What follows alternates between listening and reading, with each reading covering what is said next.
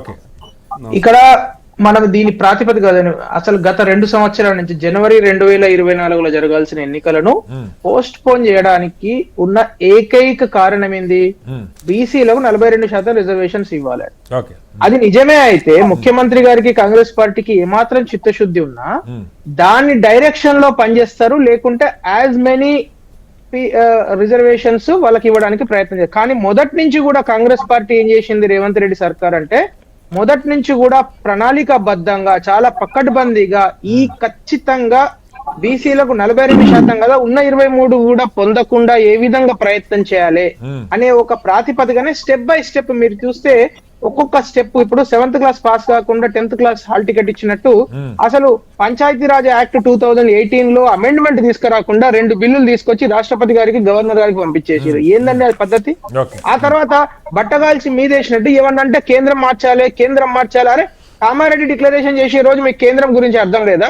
Kamareddy declaration చేసే రోజు మీకు రాజ్యాంగం మీద అవగాహన లేదా? కామారెడ్డి డిక్లరేషన్ చేసే రోజు మీకు న్యాయపరమైన సలహాలు తీసుకోరా? మీరు ఏది పడుతుంది ఇస్తారు, ఇచ్చిన తర్వాత ఏమన్నా బట్టగాల్సి మీదేసినట్టు బీజేపీ పార్టీని అంటారా? ఏమన్నా దిమాక్ ఉందా వాళ్ళకి కొంచెమన్నా? 385 ఒక్క నిమిషం. నేను అనే ప్రశ్న ఏంటంటే సార్ దయచేసి వినండి, చెప్పండి. ఇప్పుడు మేము మొదటి నుంచి ఏం చెప్పాం, భారతీయ జనతా పార్టీ వేరే రాష్ట్రాల్లో అంటే మధ్యప్రదేశ్ కావచ్చు, గుజరాత్ కావచ్చు, ఇలాంటి రాష్ట్రాలలో కొన్ని చాలా ఇన్నోవేటివ్ గా, ఇప్పుడు మధ్యప్రదేశ్ లో మీరు చూసినట్టయితే నేను క్లాసిక్ ఎగ్జాంపుల్ చెప్తాను. మన రాష్ట్రంలో చాలా మంది బీసీ సంఘాలు కూడా వెళ్ళి స్టడీ చేసి వచ్చారు. 35% వరకు అక్కడ ఇవ్వడానికి అవకాశం ఉండేటట్టు మండలి యాజ్ అ యూనిట్ గా, ఇందాక మిత్రులు కూడా చెప్తున్నారు, మండలి యాజ్ అ యూనిట్ గా తీసుకున్నప్పుడు పంచాయతీరాజ్ తెలంగాణ పంచాయతీరాజ్ 2018 లో చాలా క్లియర్ గా రాసి పెట్టున్నది మండల్ యాజ్ అ యూనిట్ గా తీసుకోవాలని. మండల్ యాజ్ అ యూనిట్ గా తీసుకున్నప్పుడు ఎస్టీ తాండాలను రిజర్వేషన్స్ ఇప్పుడు మీరు చెప్తున్న భద్రాద్రి కొత్తగూడెం జిల్లా లాంటివి పక్కన పెడితే మీకు అనేక ప్రాంతాలలో అప్ టు 35% ఇవ్వడానికి వీలున్నది. ఎందుకంటే అవును సార్, కాదు అమర్నాథ్ గారు, మీకు మ్యాథ్ తెలుసు, నాకు మ్యాథ్ తెలుసు. ఒక చోట 35 ఇచ్చినప్పుడు ఇంకో చోట 15 ఇవ్వాల్సి వస్తుంది. మొత్తం కలిపి 23% దాటడానికి వీల్లేదు కదా ఇప్పుడున్న దీని ప్రకారం. కరెక్ట్.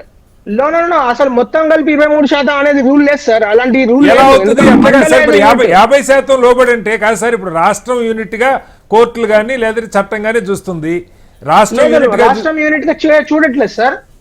కోర్టులు చట్టం కూడా రాష్ట్రం యాజ్ అ యూనిట్ గా చూడలేదు. ఏదైతే యూనిట్ గవర్నమెంట్ తీసుకున్నదో మన యాక్ట్ ప్రకారం మండల యాజ్ అ యూనిట్ గా తీసుకున్నప్పుడు మండల యాజ్ అ యూనిట్ లో 50% దాటొద్దు. సో మీరు ఓవరాల్ గా చూసుకున్నప్పుడు అంటే నేను అనే ఓవరాల్ గా చూసుకోవటం అన్న పాయింట్ వచ్చినప్పుడు ఈ రాష్ట్రంలో మొత్తం బీసీఎలకి ఎన్ని పంచాయతీలు 12,760 పంచాయతీలు ఉన్నాయి. 12,760 పంచాయతీలు ఇప్పుడు మీరు చెప్పిన మండల యూనిట్ గానే ఇస్తారనుకుందాం. ఒక 4,000 పంచాయతీలు బీసీలకు రిజర్వ్ చేశారు అనుకుందాం. కాసేపు మీరు చెప్పిన 30% ప్రకారం మండల యూనిట్ గానే చేస్తారనుకుందాం. కానీ రాష్ట్రం మొత్తం లెక్క చూసినప్పుడు అది 23% దాటి పైకి వెళ్తుంది. ఎస్సీ ఎస్టీలకి 17% విధిగా 17-10% ఇచ్చేయాలి. 50% దాటిపోద్ది, 60% దాకా వెళ్ళింది. కోర్టులు ఒప్పుకో కదా. శ్రీనివాసరావు గారు, మీకు ఒక గమ్మత్తైన విషయం చెప్తా. ఇప్పుడు మీరు చెప్పిన లెక్క ప్రకారము ఇప్పుడు అన్ని జిల్లాలను మీరు బీసీలను యాడ్ చేస్తే 23% కదా, 20% కూడా లేదు ఇప్పుడు. నేను అదే చెప్పేది.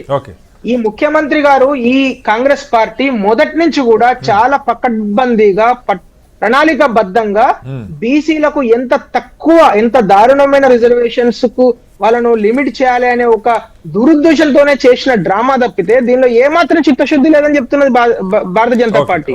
చిత్తశుద్ధి ఉంటే ఏం చేస్తారు? చిత్తశుద్ధి ఉంటే అరే మరి సుప్రీంకోర్టు ఈ విధంగా చెప్పింది కదా, మరి దీనిలో మాక్సిమం ఎట్లా చేద్దాము, ఈ ఉన్నదానిలో మాక్సిమం ఎట్లా చేద్దాం అనేది బీజేపీ ఆలోచించింది. వేరే రాష్ట్రాలలో ఎక్కడైతే గవర్నమెంట్ ఉన్నదో, మీరు మధ్యప్రదేశ్ క్లాసిక్ ఎగ్జాంపుల్, ఏ బీసీ సంఘాన్ని అడిగినా వాళ్ళు చెప్తారు వెళ్ళి మధ్యప్రదేశ్ లో స్టడీ చేసి వచ్చారు. ఇప్పుడు మీరన్న లెక్క ప్రకారం నేను సోదరుడు ఇందాక మాట్లాడిన సోదరుడు నరసింహారెడ్డి గారు అనుకుంటా, వారు కూడా అదే మాట్లాడుతున్నారు కదా. ఇప్పుడు మీరు మొత్తం A+B+C+D అని మొత్తం 31 జిల్లాలు యాడ్ చేస్తే ఎంత రావాలండి? 12,760 into 0.23 కదా. మరి అంత రావట్లేదు కదా. ఎందుకు రావట్లేదు?